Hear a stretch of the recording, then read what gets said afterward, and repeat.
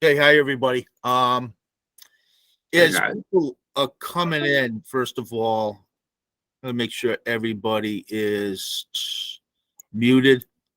That doesn't.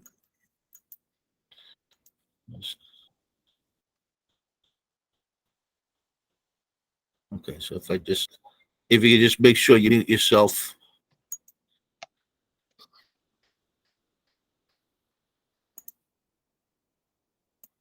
So we're not getting interrupted.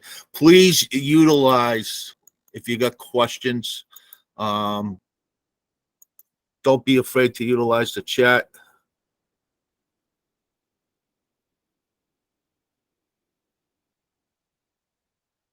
There are some people having trouble.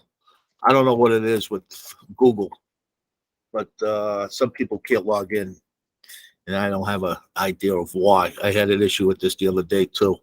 I'm getting like maybe 15% of people that can't get in and utilize this. So don't be afraid to utilize the chat. So first of all, if you've been to other meetings, you have been through rule changes are pretty for the most part. It's pretty explicit this year. So really, these documents I will email out. I think I emailed them before, but I will also email them out. So you are good opportunity for you to go over these in your pre-games and that sort of thing. So first of all, I'm really kind of just breaking this down. I'm going to kind of paraphrase through these. So if you think I missed something, or you think as if you need something clarified, please utilize it in the chat, and we'll go from there. So just kind of as I'm going here. So first of all, basically, if you look under these changes in Rule 1, the basic, the key thing we got to kind of just remember here is that penalties for illegal equipment, cards are now assessed directly to the player who is violating the rule. Okay, and keep in mind, I don't know if everybody has heard, there are no more stick checks. The officials are going to verify with the coaches in the pregame conference with the coaches and captains that the equipment, you're just going to state, as we've stated for years, that the equipment is legal. We're just verifying the equipment is legal. If they have any questions, they've been told to bring it to your attention. Once the match starts, if you see anything that's a concern, that is definitely illegal, you're going to start immediately through card progression. Okay. So, of course, it's just going to start with a 2-minute green card and go from there. Coaches know that takes the onus off of them and holds the players accountable. Okay. Under Rule 2, basically with Rule 2, I put these in here because this year the scorers are going to be responsible for communicating a requested timeout to the tableside official. So if, for people who have been involved in field hockey for a long time, back in the day when the team requested a timeout, they had to go through the scorer. So the Federation felt that this was the procedure we should follow when they put the rule back in this year, that each team is going to have one timeout. So if timeout is decided upon, the head coach will notify whoever's working the table, and that individual will notify the tableside official. And once a timeout can be granted, the team requesting having possession of the ball, you may administer that request. Okay. And that's not the only limitation either. So, just remember, after a goal, either team scores a goal, it can be requested and granted. So it because the clock is stopped in that situation. But otherwise, the team requesting the timeout must have control of the ball. So any questions on that in the chat? Matt, I have a question. Yes, Bruce. If the head coach yells to you on the field that she wants a timeout, do we grant it? I would say, we're going to follow procedure. No, they have to let, Scorer? yeah, they have to let the scorer know. Okay. So, the captain can't request it. So I would just follow the procedure. They've been told in my leagues, and knowing all the other assigners, I'm sure the other assigners told them as well. If what Bruce just did, that's, you don't have to utilize the chat. I guess that'll work fine. So thank you, Bruce. Okay. So let me just see here. Okay. So you could just really, the 3-3-11, 3-2-4 and 3-3-11, just, first of all, just clarify those 3-2-4 is an editorial change, just differentiating between a free hit and a 25-yard hit. Nothing has really changed here. It's just editorial. 3-3-11, it just added a definition of a sweep to the rule book. So that's just more of an addition than anything else. 4-1-3 now. Each team is permitted 1 90-second timeout per game. We're going to stop that clock when both teams are at the sidelines. We're going to whistle at 75 seconds as a 15-second warning and be prepared to pull them out at 90 seconds. Okay. So the big thing there is to really follow the 90 seconds and enforce it consistently, and make sure we're getting the kids going in 90 seconds and not giving them 3 to 4 minutes for a timeout. And the same will still be included at, in between the first and second quarters and in between the third and fourth quarters as well. We want to make sure we're getting everybody ready to play in a very very quickly, instead of letting them kind of linger over there. So that is a point of emphasis this year. I'll just be kind of echoing that again. Just really, we as officials just have to do a better job of enforcing that, and not wasting our time.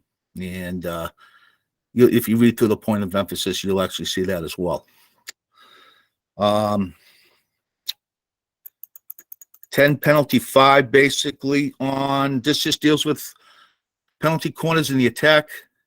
If we have an attack player who is not following, who does not have at least 1 foot behind his or her end line, and they violate the insertion by not having one or more of their feet behind the end line, we're not going to take the ball away from the attack. We're going to just send the inserter back to the 50, like we have had over the past few years, where if we have an attack player that enters the circle early, we just send that player back to the 50 and re-administer the corner. So nobody's losing possession, but now we can, the rules committee felt that by penalizing an inserter and somebody that is used for design plays needs to be fall like everybody else. And you're just going to blow the whistle and re-administer the corner. Okay. So any questions on that? Okay. I see a question from Jack Moore. Matt, do we blow 30-second ones around the ending of 2 minutes? Or a 10-minute break? So, Jack, we blow 15-second warnings on timeouts in between the first and second quarters and in between the third and fourth quarters. So does that make sense? If Jack, you can talk if you'd like to.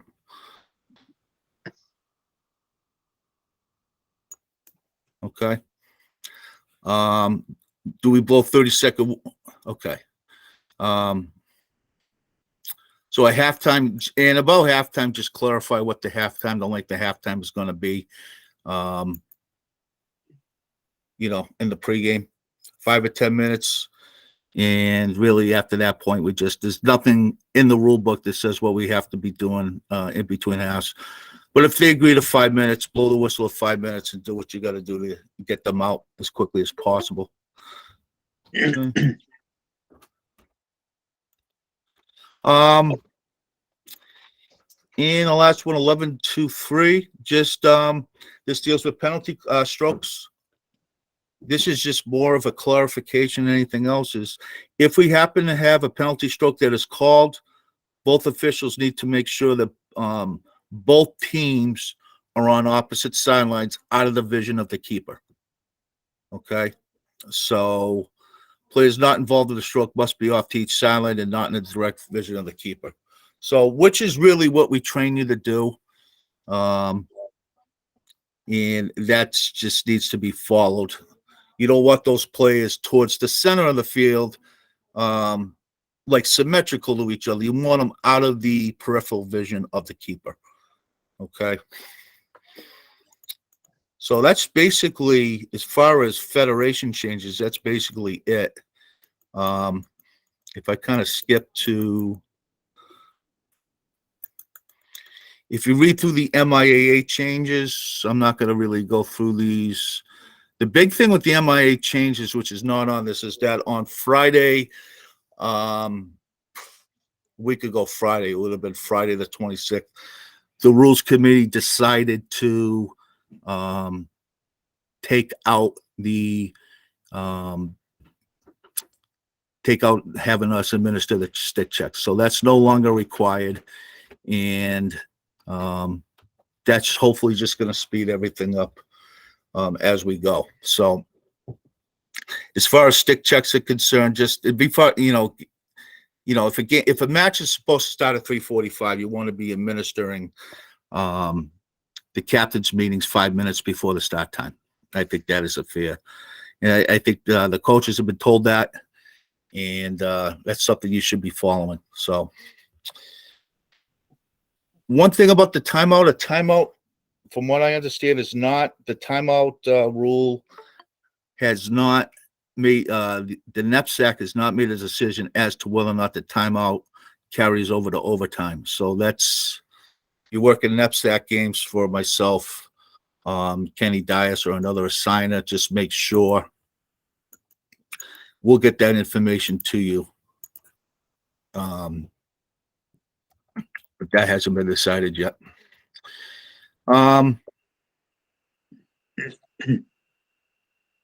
Going through this, points of emphasis, I am on my hint on the attachment that I will send you. I'll include the narrative of this. Okay, but basically, I just want to talk a little bit about really each of these and how they kind of pertain to us. You can read through the narratives in the rule book, but the biggest thing I think today, first of all, it's sportsmanship, and I think we would all agree, is that there are issues right now with, recruiting officials, retaining officials, and a lot of the research and data is showing that officials don't want to deal with unruly fans, unruly parents, that sort of thing. So I'm just asking everybody, I think what we see between the lines and on the field between the players and coaches in this sport is, quite honestly, it's the reason why a lot of us enjoy it, because for the most part, we get treated pretty well, I think. Kids could be mouthy, coaches could get caught up in the intensity of the game and everything like that. But if we're getting harassed and we're having issues at a site with fans, or if fans are giving the kids a hard time, that's something we got to deal with. And I'm asking you this year that if you have an issue during a game with fans, if they're giving the officials a hard time and or if they're giving the kids a hard time, I am strongly encouraging everybody, and I'm going to support everybody if you administer and work with that properly, okay? That means if you need to stop the game, get a site administrator to deal with it. It needs to be dealt with, and we don't need to be taking anybody's abuse, and the kids don't need to be taking anybody's abuse. We want to cultivate a culture that is welcome for, where everybody is welcome and people are treated with respect. So if you deal with that accordingly, or anybody you do a game for, please let them know, and I will have your back. If it's a game for me, obviously it's a game for me, and I'm sure the other assigners will feel the same way. Okay, so I'm just going to open it up right now. Does anybody have any questions regarding fans, unruly behavior, potential situations that have come up in the past? Okay, and again, if there's anything that comes up, please let me know. Okay, let me know immediately. Intentional fouls inside the 25-yard line. So I'm going to just talk a little bit about this. And so if we have an intentional foul within the 25-yard line, okay, let's say the 25s are here. You got the striking circle. Okay. And this is really pertaining to breakaway fouls right here. So if you have a breakaway foul where an offensive player has possession of the ball and, she's potentially one-on-one with the keeper, and somebody, a defender from behind, commits an intentional foul that could prevent her from entering the circle with possession of the ball. We want to make sure if we identify that type of foul that, one, we're going to upgrade from a free hit to a penalty corner because the foul's occurring between the circle and 25-yard line. So this is really for a foul pertaining to somebody with possession of the ball, breakaway foul, that sort of thing. We're going to upgrade to a penalty corner, and it's strongly suggested when you read the verbiage in there that you start to use card progression.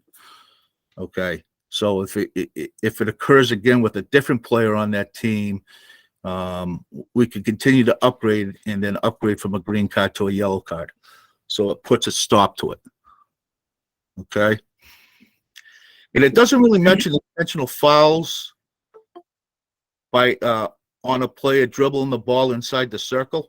So if we're inside the circle, okay, so if we change this and go inside the circle, okay, let's say this X has the ball, she's on a breakaway, and there's an intentional breakdown foul on her.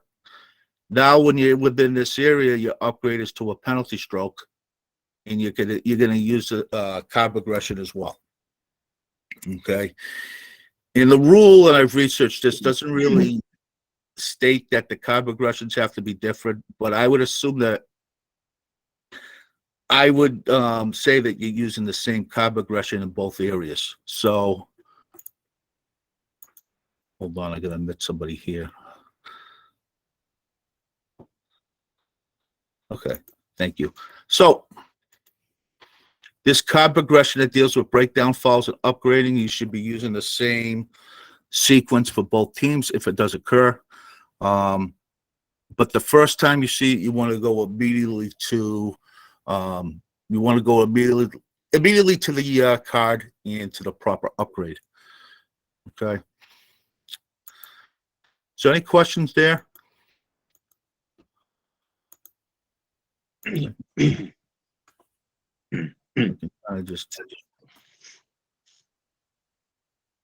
tackling. What I think when I read through the tackling, I think really is reading through it. I think it all starts with the communication on the radios and the consistency of the game that both officials are calling. How you going to call stick interference?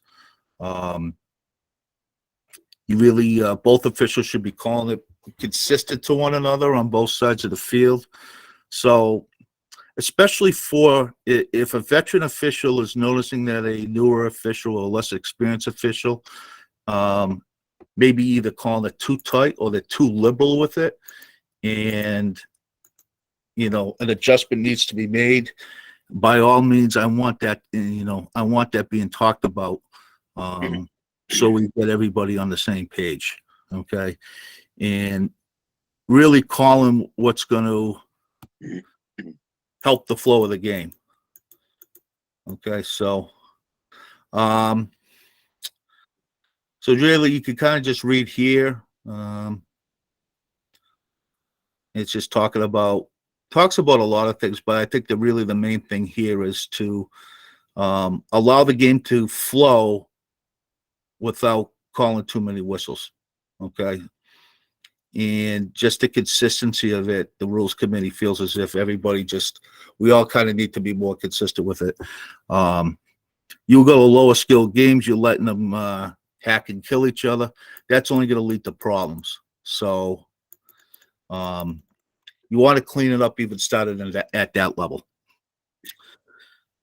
Okay.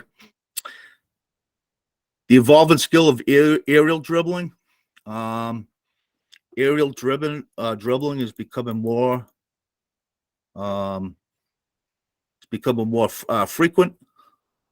What we're starting to see more now, as you kind of just read through it, is we're starting to see more fouls occur where a defender who's getting beat may be reaching his or her stick in. We're going to whistle that immediately for the most part, unless the player is so skilled that he or she is able to play through it. Okay. Carrying the ball, this is right here. Carrying the ball with an aerial dribble within playing distance is not itself a foul. And once you approach the opponent, you got to just keep in mind that once you approach the opponent, that dribble cannot dribble the ball through the opponent. If he or she is aerial dribbling, they have to go around. And if the ball is raised, we have to kind of make a judgment as to who is causing the danger. So if the player is legally dribbling the ball, and as I mentioned before, if we got an opponent that reaches her stick inside the vertical plane of the dribble, then that sounds as if the defensive player is causing the danger. Another scenario I can think about is the dribbler just lifts the ball into the opponent, and you're going to see that based upon the angle the ball comes off the stick. If that occurs where the ball is being popped up into the opponent, we got to foul on the player who's dribbling. So the offensive player in that situation is causing a foul. Okay. So any questions on aerial dribbling? Something that you've seen that could be a concern?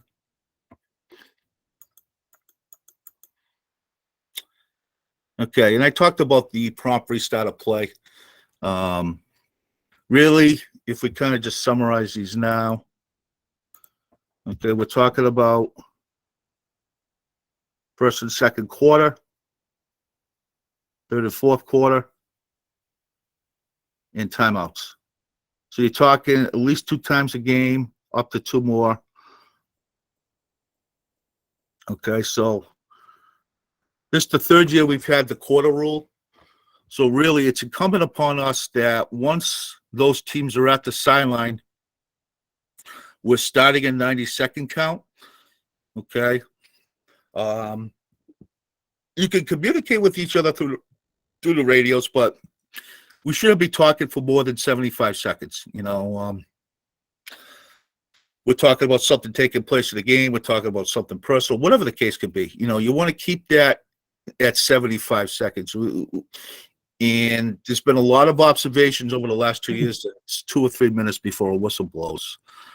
Okay, so at 75 seconds, a whistle should be blown, and you want to let both teams know.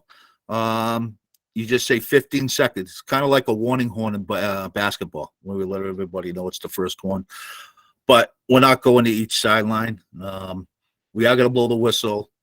You do want to look vigilant and kind of get everybody's attention so everybody's ready to come out. And at 90 seconds, they really should be breaking towards the play. Okay, so I'm not saying at 90 seconds you're going to blow the whistle to restart play. They just have to be starting to initiate breaking away from the sideline when you blow that whistle at 75 seconds. Okay, the coach is going to say his or her final make his or her final comments, and we're going to break to the center of the field and just move on. Okay, so I think that I think that's big, and I think a lot of us have had discussions about game management, start times, length of games, pace of play, all that stuff. I think it's very, very important that we're all consistent to get that going. Okay. So it's just we talk about at this point just how we're going to manage the game and some of the things that have come up in conversation with coaches.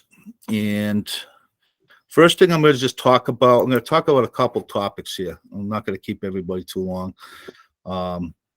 First thing I want to talk about is when I asked for what's any concerns about consistency, we talked about the usual, but one of the things we talked about was shadowing. Okay, so with shadowing, I just kind of want to go over this to the best of my ability over here. Okay, so if we happen to have shadowing, and again, you want to be kind of utilizing microphones for this. If you're seeing something across the field that you feel as if your partner may miss, bring it to their attention. But I'm just drawing an X, and the X is just simply where the foul occurs. So the foul occurs here, and you have this, I feel like I'm teaching geometry, but you have this imaginary circle. This circle's imaginary, but any opposing player may not play the ball in this 5-yard area once the opposing team has a free hit. So if this foul occurs right at the X, okay, and a player taking the restart takes the restart from here, okay, let's just say A for Amy, for my wife. Amy can shadow this dribbler. Okay, she can shadow, she could run alongside with her, but she cannot play the ball until she's left the imaginary 5 yards and then comes back in, which you don't see a lot. Okay, what we usually see is let's say Amy commits the advance and she takes a couple steps back. She's either going to try to get outside the circle, or she just may be confused and might start to stay here. So if she starts to stay here, we just have to quickly get our attention on Amy, and Amy's allowed to stay with the dribbler. But once Amy makes an attempt to play the ball, then she's violated the 5-yard rule. Okay, and for 7 or 8 years now, I think it was the mid-2010s where they changed this rule. If we have a violation of this, first thing we're going to do is warn both teams. Just warn the team, not both teams. That's your 5-yard warning. And then from there, you would use card progression. So when you warn, you're not stopping the clock. If you got to use card progression, if you got to issue a card, you're going to call timeout. Okay. So any questions like on shadowing and what violates shadowing? Okay, shadowing can stay adjacent to dribbler as long as, in your judgment, and it's a judgment call and it happens so fast, as long as you're not trying to play the ball, okay, you're fine. Okay, and also keep in mind, if this kid's intelligent enough to go 5 yards from where the foul occurs and then come back towards the player, that is perfectly legal. Okay. So those are things you should be kind of talking about when the ball goes out of bounds or something. You got a little bit of downtime on the microphone. Um, if you notice, blue 17 is close to violating the 5-yard rule, ask your partner on the microphone, did you see that? Or tell your partner, watch for 17. I think she may be violating the 5-yard rule. And just so you guys are just prepared. And don't let the coaches intimidate you here, because a lot of times this player who is shadowing, they might just, I discreetly hear sometimes 5 yards, 5 yards, 5 yards. And they're not saying it in a disrespectful way. They just want us to keep our attention on it. If you hear it a few times, don't be afraid, especially if it's table side. Don't be afraid to tell the coach that, I'm watching for a coach. Thank you. And just move on from there. It's not an easy call to make. I mean, drawing an imaginary 5-yard circle from a point in which a foul occurs is a very, very difficult thing to do. It's a very challenging skill. One of the things in field hockey that makes it's a difficult play to officiate, especially at this level. So that really, as far as consistency, we already talked about stick interference, but shadowing, what's legal, what's not legal, those are things you should be kind of talking about in your pregame.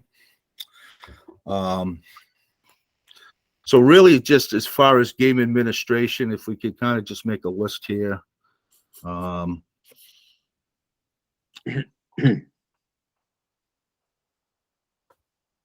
I can actually type this out too.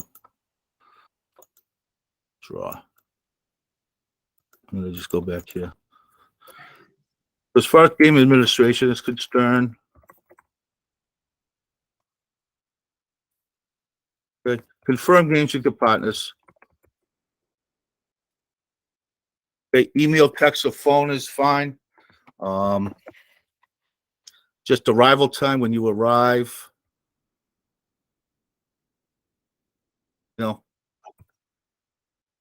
Have a good pregame, okay? And, have a good pregame.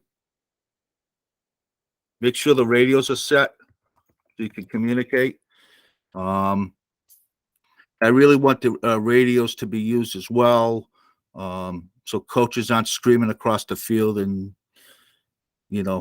putting the non-table side official in an uncomfortable situation. The radios are set for a reason. If I'm working with Jim, for example, and Jim's on the table side and the coach wants me to watch for something, it's much easier for Jim to just relay that message over the radio to me than coach to be screaming. It takes the coach out of their, out of what they're trying to do, and it's just more user friendly for us. So make sure the radios are set. What I would do is just definitely talk about the rule changes. Okay, talk about how you go to communicate and call the game with one another. Talk about how you're going to handle timeouts. The crew should be administering discipline and cards the same way, so there are no surprises. If kids are giving you lip on every single call you make, there's really no need to get into dialogue with that kid. It could be one in particular kid. Don't be afraid to utilize the cards and to utilize the cards immediately to clean up everything. As I said earlier, we want this to be a positive experience for everybody. And it can only work if the culture is positive. So don't get in arguments with kids if they don't agree with something. It's just not good for anybody. Good pregame. I just say captain's meeting 5 minutes prior to start. So for 3:45 games, you want to try to go at 3:40. When you're walking and inspecting the field, I would encourage you to let the coaches know that you're going to call everybody out at 3:40. If a team is late try to get into, just try to communicate with everybody when everything's going to start. There are still going to continue to be bus issues. So until that situation is rectified, which I don't see in the near future, we have to kind of work with the schools. And I've told the schools too, just with my teaching load, that, you know, if we got a 3:45 start, we're pushing it back to 4:30 because of buses, to text and or email the officials on game day. It just becomes very difficult for me to do all that. So if I'm free a little bit in the afternoon and I don't think you get a message, I try to give it to you. I think I had a scrimmage the other day where Marlboro's buses were late, and I don't know if I got the messages to the officials. And the scrimmage was at Framingham. I didn't hear any complaints. I don't want to be inconveniencing people when a scrimmage like that gets pushed back from 4 to 5 o'clock. That's that could be an issue to your time, and you need to be shown. We need to be shown the proper respect as officials if those changes are made. If they're made and it's a real problem, contact me, and I'll just have to adjust accordingly. You know, as far as the games are concerned, the biggest thing I asked for during the game, big thing of the radios and the pace of play. What I mean, you know, getting teams out of timeouts, not lollygagging. Sometimes the teams lollygag, and we've had discussions about that.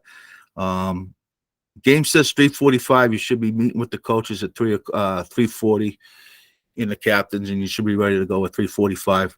No more stick inspection. So things shouldn't be pushed back 10 minutes like they've been in the past. And this becomes very important, especially late in the season, because later in the season everybody's got issues with daylight. So we want to make sure everybody's getting ample playing time. Length of quarters. Yes, so this is not everybody's face here. Length of quarters, 15 minutes. Obviously, the 15 minutes for varsity. Sub-varsity, we all know.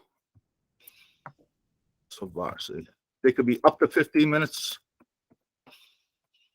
I don't want to scare everybody. Most leagues, I'm going to say, are going to play 12 to 12 and a half. Okay, and the same will apply for freshmen in middle school. So just know what they're playing. There's the Bay State League actually has 8 out of 10 schools playing freshmen this year. That's kind of why I've been slow to assign. I don't always trust me when they say they have good numbers, but I'm still hearing they have pretty good numbers. So 8 of the 10 schools have freshman teams, which is nice. And then from there, Medfield's got freshmen. A lot of schools have middle school. Wellesley has middle school. Needham has middle school. Bellingham's got it this year. Their numbers are up. Hopkinton, Holliston, Medfield had to cancel middle school. Their numbers in the 8th grade are down. So it kind of just, it differs from town to town. Ashland has it. Westwood has it. I think I got about 8 schools with middle schools, and I got Medfield and Westwood will also be playing a little freshman as well. So that's up to 10 schools. Ursuline Academy, my school that's not in a conference, has JV this year. Their numbers are up. Sports, a lot of sports sometimes are struggling for numbers. I'm noticing so far in field hockey, they appear to be up a little bit, which is a good thing. The private schools will kind of fluctuate, and I'll even be getting changes this week. So just as, you know, as far as game administration is concerned, sportsmanship and crowd control, just as a reminder, just really, you know, I just want to make sure we have a good year and it's a good experience for everybody. Okay. Arbiter and other administrative. I got to go over some arbiter stuff, especially for new people. I'll go over blocks, registration with MIAA and boards. All right, so just as far as the first thing with Arbiter, I'm doing this yearly now. I just have to project the right window. So what's my Arbiter window?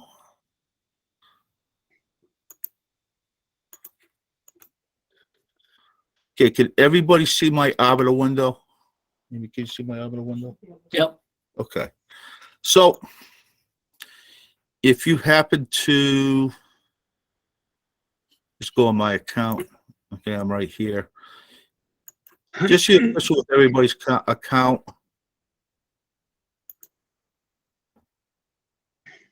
I'm just going to here for blocks. Blocks, just you gotta block dates and times at your business. Okay. So just want to start by saying if an official adds you to his or her account and you block dates in other accounts, okay, they don't automatically carry over. So really, everything works off of one calendar. So if I just go to my own account, you only have to click which one you're utilizing. So if you've been with me, this hasn't been an issue. So just basically here, once you have these done, you have the options. You could be in any calendar and change these. Okay, so if you work for multiple assigners, just say I work for Paul Halloran, Bruce Anderson. Some of you people know these. They're not field hockey people. Okay, and you wanted to block dates. That's what you would do. Okay, and I'm not going to touch their calendars because I'll touch mine. So if you want to block all day, obviously, this right here blocks all day. Okay, see, whatever you block with one assigner, you're free to do whatever you want with somebody else. So I know I'm not available this weekend. So I'll block the 9th. That blocks all day. The 10th. Or you can put a date range in here. Your date range goes in here. But the date range, what people confuse, has to connect to the action. Okay. So the date range, if I just wanted to do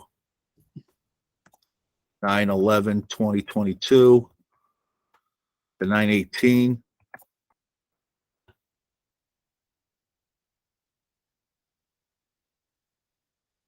And I just wanted to block Saturdays and Sundays. I just click that. So you can click the individual date or you can click apply and it just does it for you. Okay. If I want to block 9/12 because I worked at 3 o'clock. Okay, you can either do the individual dates 9/12 to 9/12. I work to, let's say I can't get out to 3 o'clock, 2022. I go to block part day. It gives you the time here. So this is a default time, 8 to 5, that is set by the system. All right, I usually start right at midnight. So people don't know I'm available in the morning. And I think the important thing is you put the end time in here. So if I can't work to 3, I just go 3. Okay, hit apply or click on the date, both apply. It's just going to show up in a different color. It shows up in orange, just to know. And I don't have time to check these, but I really, when I plan or if I tell a school you can move a game to this date, this is the data that I'm using. So, you know, when I put out the tape of this, you can always go back and adjust this. So just also too, is there a summary? All right. On some accounts, you can set up your, I don't know why I don't do that. Let's say I go to this account right here, go to blocks. Travel limits is important. So if you go to travel limits, okay, this is a friend of mine from Worcester. So I put my parents' address in here. That's a departure time up there. But if I really want to be realistic, all right, on Saturday and Sunday, I'm here in Wareham, so I just type in the zip code 02538. And what's my limit? Some people will put 50. I'll put 500 because I go anywhere for a game, as a lot of you know. But 500, and it just changes where you're coming from. Okay, so what I recommend you do here is obviously Saturday and Sunday. That's where you're coming from, home.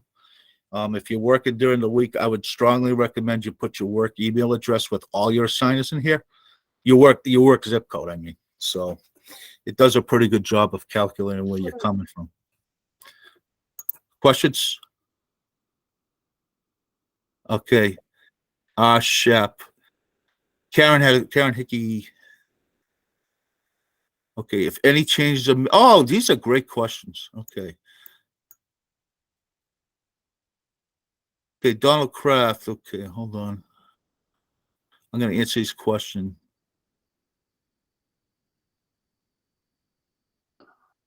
And I've just been missing this.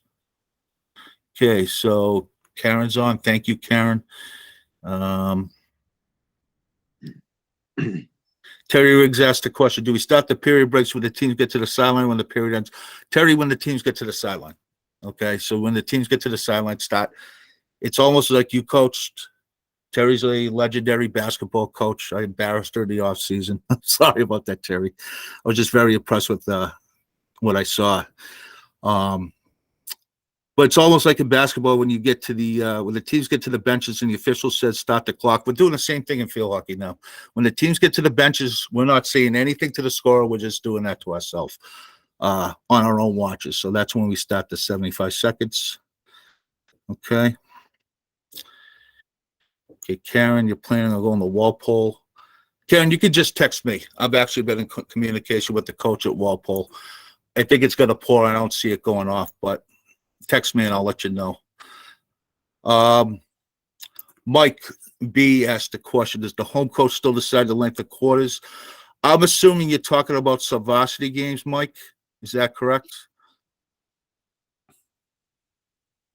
Okay, so sub-varsity games, I would just get both coaches together, and if they're league games in the Bay State or Tri-Valley, it's gonna be 12 or 12:30. I think the Tri-Valley just goes to 12, and the Bay State goes to 12:30. But as they both agree, that's really all we're looking for. Also,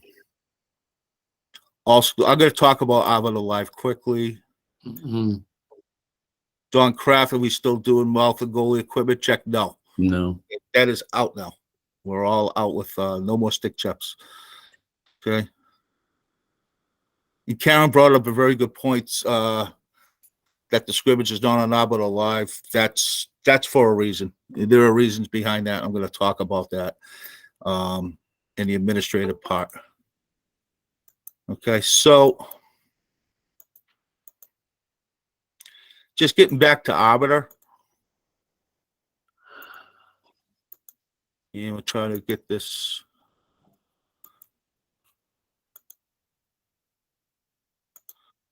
Arbiter is really a problem, guys. So, like, if I get stressed out and jump down people's throats, I'm not. Please don't. It's really, really stressful. Okay. And the reason is Arbiter is kind of linked to everything now. So when even some of you brought fees to my attention. So fees are simple. Varsity is all 93. Mm-hmm. Sub-varsity is all 69. Middle school, freshman, everything. Anything worked by yourself is a fee and a half. Okay. Unless in the scrimmages, it's otherwise noted by the Tri-Valley League, where they have $100 budgeted scrimmages for all sports. And that's a $100 budget for all the officials. They go like 150 in football, but they go 100 in every other sport. Okay. That's why it shows up as 50 and 50. It is what it is. But everything from here will either show up as 63, 69, or 93. If the school makes a change to arbiter pay, in some cases, you're going to look on a game and it's going to say 0. Okay. I know what the fees are. Sometimes I won't change them up until the day of the game. It zeroes out of my account, and I don't know the reason. It's a pain. We don't really have a lot of control over it. It's a glitch in my account that I brought to the attention of Arbiter, and all they tell me is that they're working on it. I don't have an answer for why. All I'll tell you is I'll make sure they're updated the day you go to that game or those games, so everything looks legit for you. Okay, so especially if the school is using Arbiter Pay. So I will provide people with a list of the schools using Arbiter Pay for your record keeping. If you do have money in your Arbiter Pay, try to make a note of it. I set up everybody for Arbiter Pay. Whether or not they decide to use it or not is their choice. Okay. Most of the Tri-Valley schools, I can think of the schools off the top of my head that use it. Dedham uses it. Medfield uses it. Framingham. And you got to watch Framingham. Sometimes they push the button a little bit too quickly, and we had that happen where we had to have multiple payments submitted. I'm just trying to think. Bellingham uses it. Hopkinton uses it. Holliston will write you a check. Westwood will write you a check. And there might be a few others. I mentioned Medway. Dover Sherburne uses it. Okay, so a lot of them are starting to use it. Unfortunately, it's treated as one account when you file your independent contracting money. Your deductions for those schools all kind of go into one. You gross revenue and your deductions. So if you keep track of your deductions like I do, just if it's a school that is associated with Arbiter Pay, you're using that form when you talk to either your accountant or if you do your taxes yourself. So you get to that $600 very, very quickly when multiple schools are using Arbiter Pay. So some people like it, because you get the money quicker. Other people's have an issue with it. So really kind of the big thing in my account is, okay, I'm just showing you a screen here. Like this Dedham game's got to import it. They make a change here. So like if I just check, I got to remove Sean from that. Fees are in here, but sometimes these fees will zero out. So all I'm asking you really is to be patient with this as much as possible. The schools are in our arbiter now, constantly making changes. You don't get to change unless I click on the icon.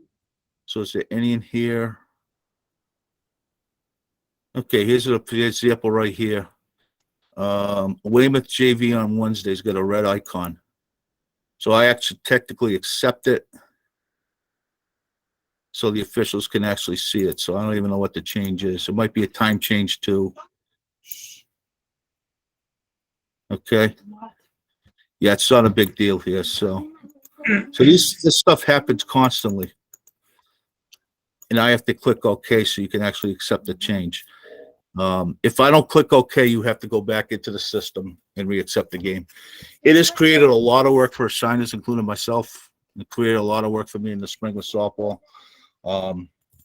So the whole idea is that it links our games to the Arbiter Live schedules that the schools receive.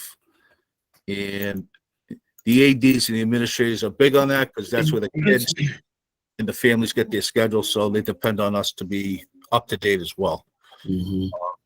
So sometimes there's a lot of pressure with that. Okay. Dover, Medfield. Okay.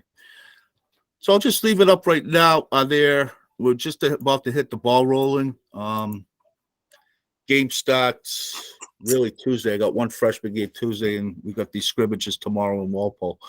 Are there any questions before we get going? So at the end of the weekend, kind of coming up, I plan to have at least most of September assigned this week, hopefully tomorrow. We only get what, 2 games? What's that? Okay. I thought I had a question, so I plan, at this point, it's just a work in progress, getting the stuff out. I've reached out, we got a lot of new people this year, so I've reached out to the new people for, going to scrimmages, shadowing people. I appreciate those of you who've helped those people, while they do shadow you. We do have 2 scrimmages tomorrow at Walpole with Watertown. That's good to go and watch if you're newer and you want to pick the brains of the officials working. And then from there, we just start with the regular, we start with the season. We're just going on. So, thanks for everything. And if you don't have any questions, I'm going to end it right now. And if you think of something later, feel free to either give me a call or shoot me an email or text. Everybody else set? And I've recorded this as well, so I'll send it out in case you want to go over something. And feel free to contact me, and I look forward to the season, everybody. Thank you. Have a good season. You guys, everybody too. Thank you. Matt. Take care.